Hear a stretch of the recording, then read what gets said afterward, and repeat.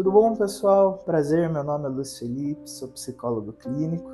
Tudo bem, pessoal? Prazer, meu nome é Dalton Domingues, também sou psicólogo clínico. E hoje a gente vai estar falando para vocês sobre um personagem que é o Gantz, da obra Berserk.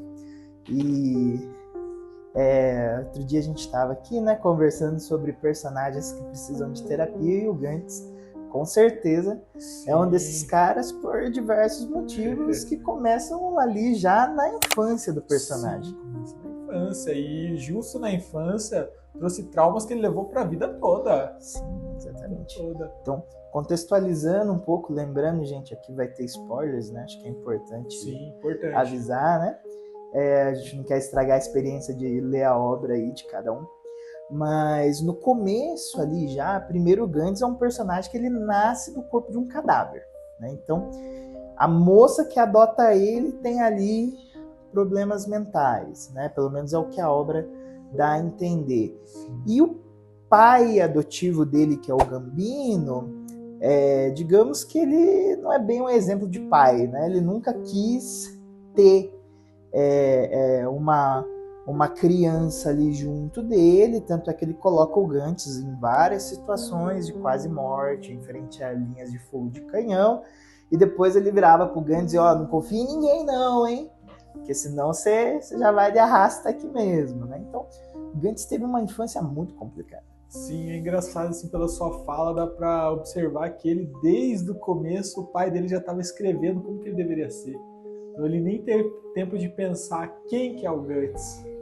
Quem é o Gantz? Ele só foi moldado, não confia em ninguém. E justamente o que ele é hoje foi porque ele foi moldado por isso. Exatamente. E que isso é o problema? O Gantz ele tem uma clara ausência de repertório mesmo. Ele não sabe ser de outro jeito nesse começo da obra. Ele é esse cara carrancudo, fechado. Porque foi o que ele foi ensinado, ao mesmo tempo foi o que as experiências dele passaram. Estamos falando de um jovem que cresceu num período de guerras, de desconfiança, de morte, de classes sociais intransponíveis em muitos cenários. Então ele cresceu lutando, é a vivência que ele conhece. Exatamente. É a única vivência que ele tem na vida dele, então para ele a luta é tudo. E para ajudar ainda, esse pai, né, entre muitas aspas, aluga ele, por assim dizer, por 3 moedas de prata para um personagem brutamonte aí, comecinho da obra, passar uma noite com ele. Ou seja, o Gantz ele foi abusado sexualmente já no começo da obra. Isso aparece, isso vai deixar ele com traumas para a vida inteira, praticamente. Sim, então ele já desenvolveu um trauma já no comecinho, porque é isso que você citou, bem o comecinho da obra mesmo. Você vê como que o Gantz ele já desempenhou esse trauma bem no começo da obra, com a família, com as lutas, com os abusos. Então é uma questão bem delicada. Então para o Gantz não adianta falar para ele, essa é a vivência que ele conhece, porque ele confiou no pai dele, o pai dele fez isso com ele. Exatamente, tanto é que quando ele descobre, no primeiro momento ele não acredita que o pai, o Gambino, faria isso com ele. E é curioso como isso vai atravessar a vida do Gantz por um grande período, não podia encostar nele, que ele já não gosta de mim, sempre uma resposta agressiva, porque é o que ele conhecia. E para quem leu o mangá, tem a cena em que ele vai perder, ele perde a virgindade junto com a casca, e num primeiro momento tem uma resistência dele até ao toque dela, o toque da mulher amada. E é muito curioso, porque pessoas que já passaram por uma experiência com esse tipo de trauma, o parceiro tem que ter um cuidado, um manejo, porque é algo delicado. Às vezes gatilhos aleatórios podem lembrar esse abuso que aconteceu, e isso é muito delicado, e o Gantz passa com isso mesmo com a casca, mesmo com a mulher que ele ama ali naquele momento. É justamente o que você falou, gerou gatilhos naquele momento. Sim. Embora seja com quem ele ama. Eu acho que depois disso já era o ponto, o pós-eclipse.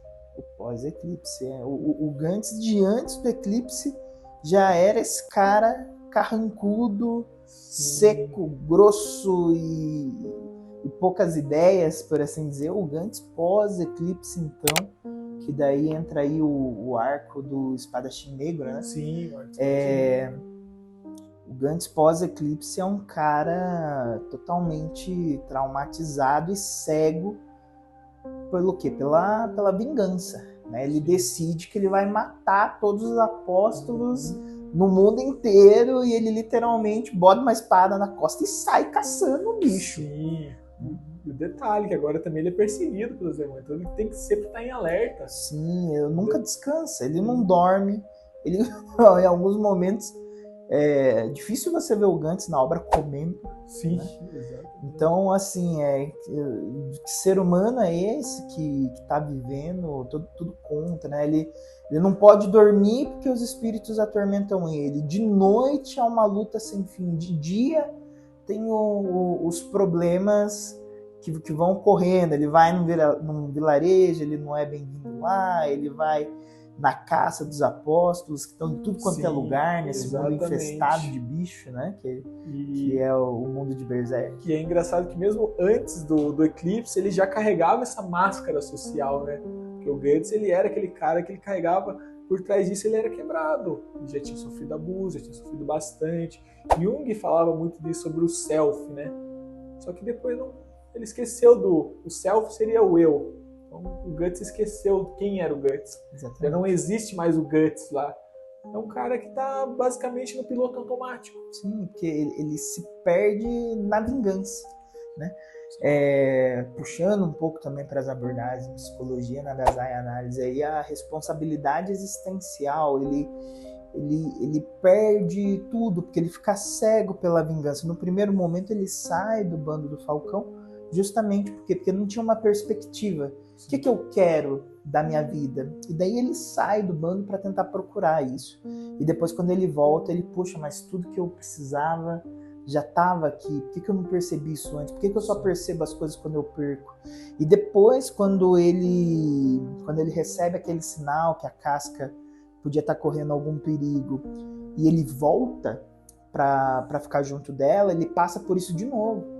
Ele, poxa, eu abandonei ela, eu estava cego pela vingança, será que a vingança é o principal na minha vida? Ou então, será que eu devo ficar junto dessa mulher que está fragilizada, que está traumatizada, que já não era mais a parceira dele? E aí, eu acho que, fugindo um pouco do nosso roteiro que a gente tinha pensado, né, Dalton? Também tem uma questão aí que é o Gantz, esse homem que nunca teve cuidado, Sim. que não sabe como cuidar, se vê cuidando de uma mulher que é totalmente dependente dele, porque a casca pós-eclipse ela fica totalmente fragilizada, sim. A mente dela retorna para uma coisa quase infantil. Ela realmente pegou com força o transtorno do estresse pós-traumático. Com certeza. Porque ela realmente está fragilizada, está traumatizada, muito mais que o Gantz.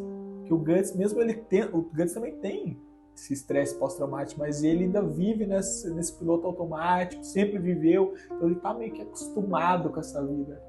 Então ele já tá assim, ele já tá preparado, tá lutando. A casca não, a casca realmente pegou o transtorno para si. E ela, nessa situação que ela ficou, esse Gantz que é um pouco bruto, ele tem ali uns momentos um pouco mais cuidadosos, mas é um pouco bruto, se vê tendo que cuidar dessa mulher que não consegue mais agir por si só, ao mesmo tempo lutar, defender, tanto é que é o período que na história ele diz, nunca senti minha espada tão pesada, porque lutar protegendo alguém tem um peso muito maior, porque antes ele morresse, agora não, se ele morrer, a casca morre junto, então tinha um peso ali nas costas dele que antes ele não via. E se aprofundando mais aí pro final da obra, né, gente? Tem, para quem tá acompanhando aí, esperando capítulos novos dessa obra, não, eu também tô ansioso aí, a questão da frustração, né? O Gantz, o Griffith aparece, ele não consegue, quer dizer, para não dizer que ele não conseguiu nada, ele conseguiu tirar um fio de cabelo do Griffith, e ele fica muito frustrado, tanto é que ele desanima, ele se entrega, ele não quer mais lutar, a verdade é essa, porque ele tá frustrado, ele perdeu todas as esperanças quando a Casca foi levada embora de novo. E ele tá muito fragilizado nesse momento da obra. É um personagem que realmente precisava de muita terapia. Muito. Muita terapia mesmo. E é isso então, você que está assistindo esse vídeo, já deixa o like, se inscreve no canal e comenta aí embaixo qual personagem que você quer ver nessa nossa série de vídeos. E é isso.